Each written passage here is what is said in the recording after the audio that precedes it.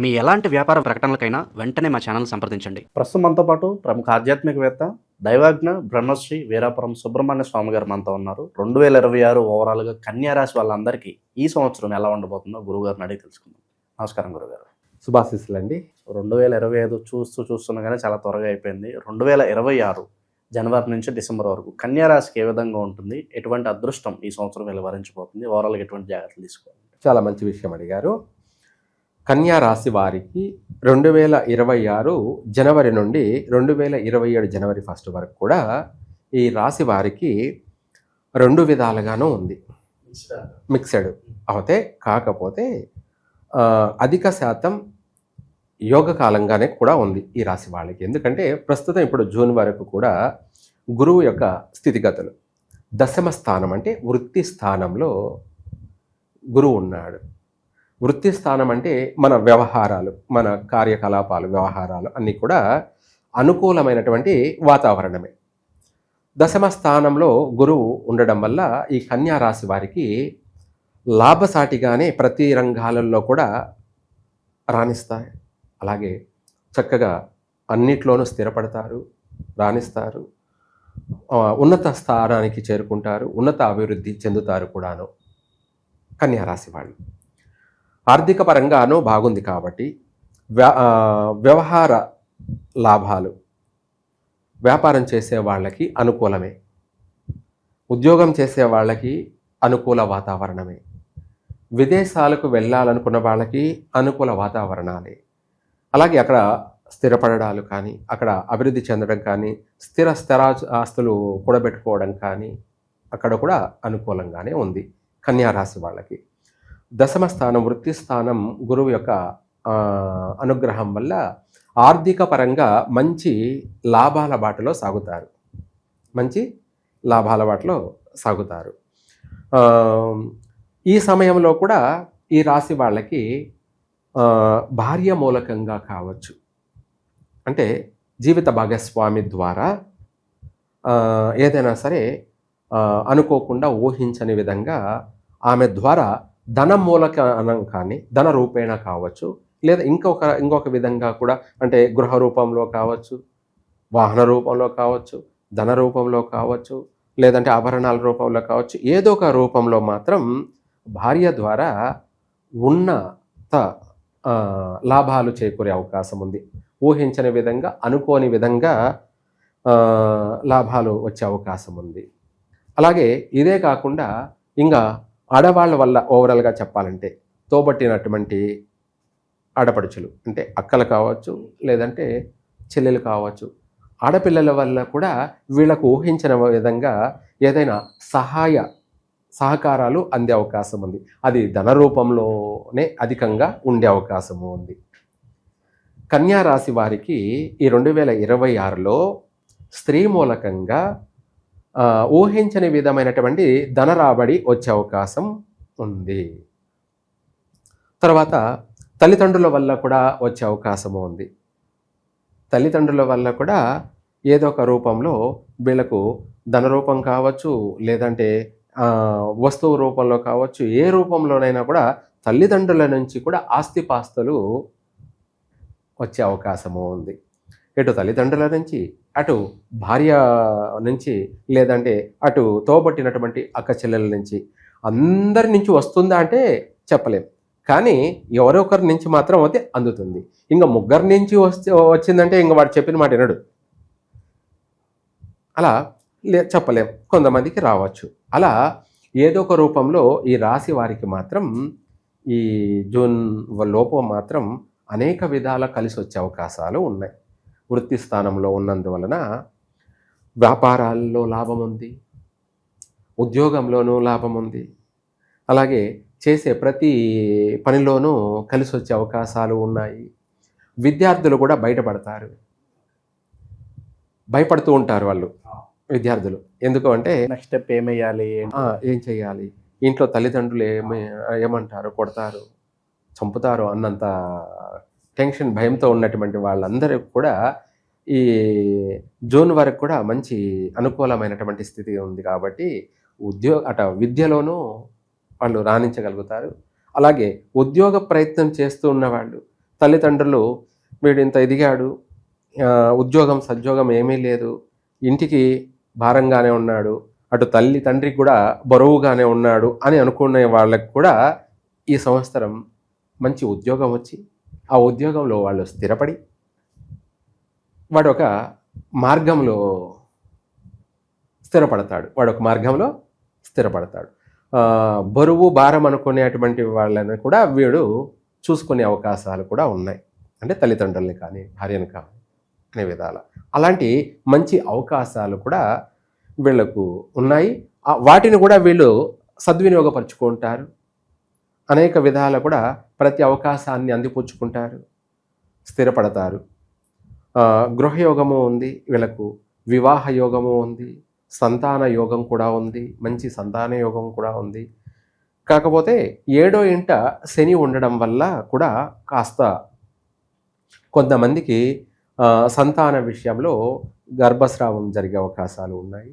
లేదంటే అధికంగా స్త్రీ సంతాన ప్రాప్తి కలిగే అవకాశము ఉంది. లేదంటే పుత్ర సంతానం కలిగినట్టు అయితే కాస్త ఒడిదుడుకులు కలిగే అవకాశము ఉన్నాయి ఇటు సంతాన విషయంలో. మిగతా రంగాలలో చూసుకుంటే ఉద్యోగ రంగాలలో ఎవరు ఏ ఉద్యోగ రంగాలలో ఉన్నారో వాటన్నిటిలో కూడా మంచి గుర్తింపు పొంది ప్రశంసా పత్రాలు పొంది, ఇందాక మనం చెప్పుకున్నట్టుగా ప్రతి దాంట్లో కూడా అవార్డులు, రివార్డులు, మూమెంట్లు, ఇలాంటి సన్మానాలు, సత్కారాలు, అనేక గుర్తింపు లభించే అవకాశం ఉంది. 10 మందిలో మంచి పేరు ప్రఖ్యాతులు సంపాదించుకుంటారు. తర్వాత ఇదే గురువు కర్కాటక రాశిలోకి భాగ్యస్థానంలోకి మారుతూ ఉన్నాడనమాట. 11వ ఇంట రావడం వల్ల కొంత మధ్య రకమైనటువంటి ఫలితాలు. మధ్య రకం అంటే మనము అనుకున్నది, ఆశించింది, మనం చేసే హై ఎక్స్పెక్టేషన్ లేకపోవచ్చు, కానీ కష్టే ఫలి. ఒక మాటలో చెప్పాలంటే కష్టే ఫలి. కొంతమంది అనుకుంటుంటారు ఏమని, కోట్లకు పడగెత్తాలి, రాత్రికి నేను కోటీశ్వరునైపోవాలి, ఇలా వస్తుంది, అలా వస్తుంది, ఆ విధంగా వస్తుంది, ఈ విధంగా వస్తుందని డ్రీమ్స్లో ఉంటారు. కలలు కంటూ నిద్రపోతూ ఉంటారు, కలలు కంటూ పనిచేస్తూ. అటువంటి వాళ్లకు ఆ తర్వాత రివర్స్ అయ్యే అవకాశాలు ఉన్నాయి. రివర్స్ అంటే మనం అనుకున్నది ఒకటి, జరిగింది ఇంకొకటి అన్నట్టుగా మళ్ళీ నష్టాలు జరిగే అవకాశాలు కూడా ఉన్నాయి. కానీ కాకపోతే అధికమైన భారీ నష్టాలు కాదులేండి. గుడ్డి దానికన్నా మెల్లది మేలు అన్నట్టుగా కొంచెం కష్టపడిన దానికి ఫలితం అనేది మాత్రమే ఉంటుంది. మనం అత్యాశకు పోయితే ప్రయోజనం లేదు అన్నట్టుగా మళ్ళీ కూడా ఆ తర్వాత చేంజ్ అయ్యే అవకాశం ఉంది. కానీ ఇక్కడ ఈ రాశి వాళ్ళకి 7వ ఇంట శని ఉండడం వల్ల, అలాగే ఆ శని ప్రభావం వల్ల ప్రతి దాంట్లోనూ కూడా ఆ తర్వాత ఎప్పుడు జూన్ తర్వాత పరీక్ష కూడుకొని ఉంటుంది. పరీక్షతో కూడుకొని అంటే చదువుల పరీక్ష కాదు, సంసార జీవితాల్లో పరీక్ష. చేసే ఉద్యోగం కావచ్చు, లేదంటే వ్యాపారం కావచ్చు, లేదంటే భార్యాభర్తల విషయంలో కావచ్చు. మళ్ళీ భార్యాభర్తలు మొన్నటిదాకా సఖ్యత ఉన్నది, మళ్ళీ ఇద్దరి మధ్య గొడవలు. ఏమిటి, అన్యోన్యంగా ఉన్నటువంటి వాళ్ళే కానీ మారిపోతారు. ఒకరి పట్ల ఒకరికి కోపం, ఒకరి మాట అంటే ఒకరి పడకపోవడం, ఒకరి చేష్టాలంటే ప్రవర్తనలు, వాళ్ళ నడవడికలు ఒకరికి నచ్చకపోవడం, ఇలా మళ్ళీ ఆ తర్వాత ఇద్దరి మధ్య మనస్పర్ధలు వచ్చే అవకాశము ఉన్నాయి. ఇటువంటి సమస్యలు ఎదురయ్యే అవకాశం ఉంది.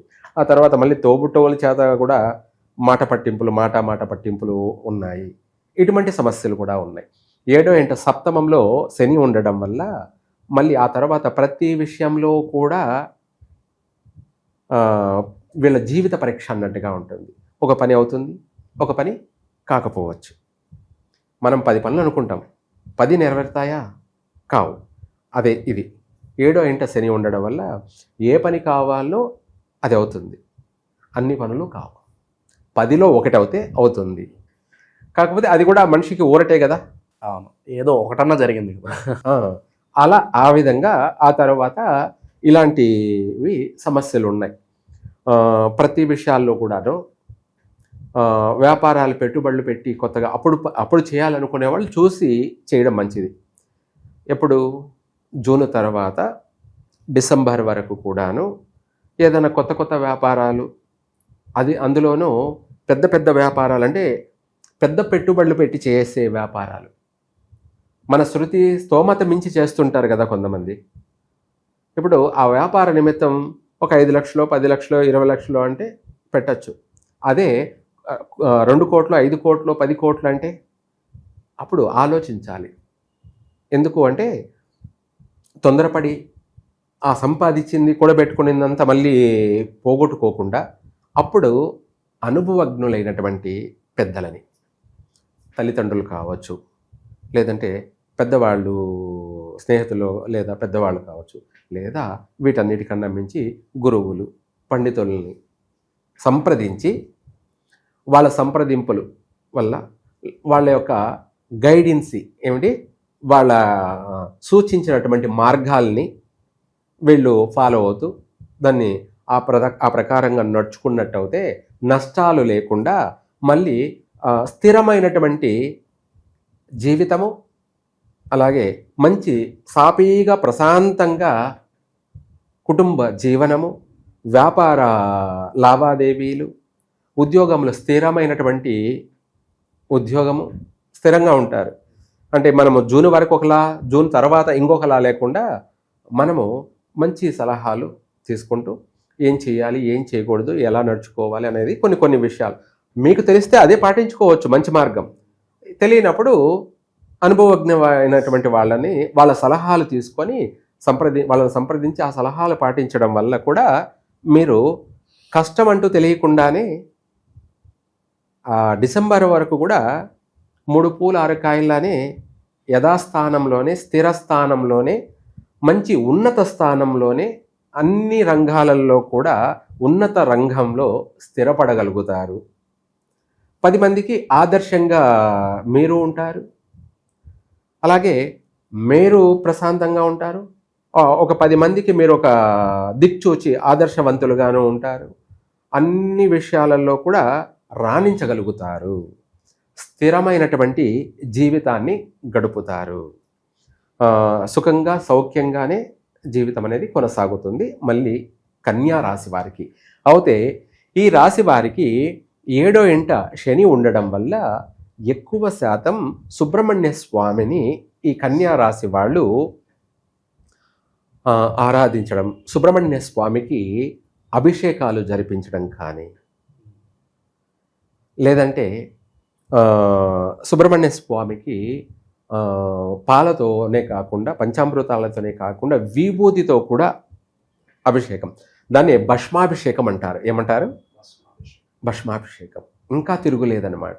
ఈ కన్యా రాశి వాళ్ళు అటు సుబ్రహ్మణ్య స్వామిని దర్శనం చేసుకోవడం కానీ, సుబ్రహ్మణ్య స్వామికి సంబంధించి అభిషేకాలు జరిపించడం కానీ, లేదంటే హోమాలు జరిపించడం కానీ, స్తోమత లేని వాళ్ళు వాళ్ళ ఇంట్లోనే సుబ్రహ్మణ్య స్వామి అష్టోత్తరాలు పఠించడం కానీ, శ్రీ వల్లి దేవసేన సమేత శ్రీ సుబ్రహ్మణ్యేశ్వర స్వామి యొక్క అష్టోత్తరాలు ముగ్గురి కూడా పఠించడం కానీ, అది ఆదివారము, లేదంటే బుధవారము, మంగళవారము, లేదా శుక్రవారము ఇలా పఠించడం వల్ల ఆ శని యొక్క ప్రభావం, 7వ ఇంట శని ప్రభావం అనేది తగ్గుతూ వస్తుంది.